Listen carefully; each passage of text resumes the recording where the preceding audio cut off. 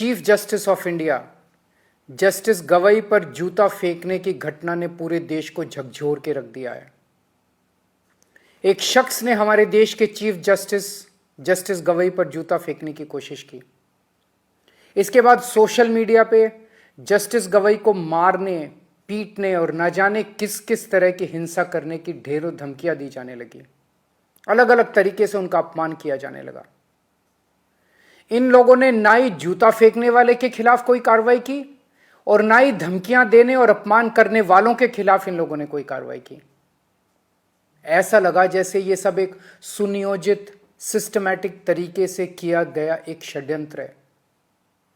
इस घटनाक्रम के जरिए इन लोगों ने समाज के दो तबकों को बहुत कड़ा संदेश देने की कोशिश की है, एक दलित समाज और दूसरी न्यायपालिका। जस्टिस गवई दलित समाज से आते हैं। इन लोगों को यह बिल्कुल बर्दाश्त नहीं हो रहा कि दलित समाज से कोई व्यक्ति अपनी मेहनत और लगन से न्यायपालिका की टॉप पोस्ट तक कैसे पहुंच गया। क्या ये इनकी हरकतें दलित समाज को डराने और अपमानित करने की कोशिशें नहीं है? इसके बाद एक आम दलित किससे न्याय की उम्मीद करेगा? क्या इससे दलितों पर अत्याचार करने वालों और उनसे नफरत करने वालों के हौसले बुलंद नहीं होंगे?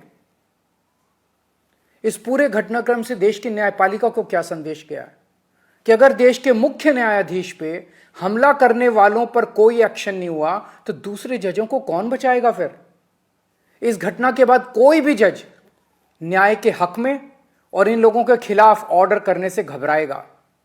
उसे लगेगा इसी तरह उस पर भी हमला हो सकता है और हमलावर का कुछ नहीं होगा। उसे लगेगा उसके और उसके परिवार को सोशल मीडिया पे धमकियों और अपमान का सामना करना पड़ सकता है और जज को बचाने वाला कोई नहीं होगा। क्या यह पूरे देश की न्यायपालिका को डराने और उनको काबू करने का एक षड्यंत्र तो नहीं है?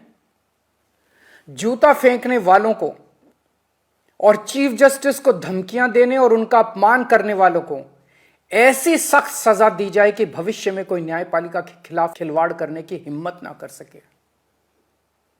चुनाव आयोग, मीडिया और विपक्ष के बाद अब यह न्यायपालिका की आवाज को दबा के पूरे लोकतंत्र को खत्म करना चाहते हैं।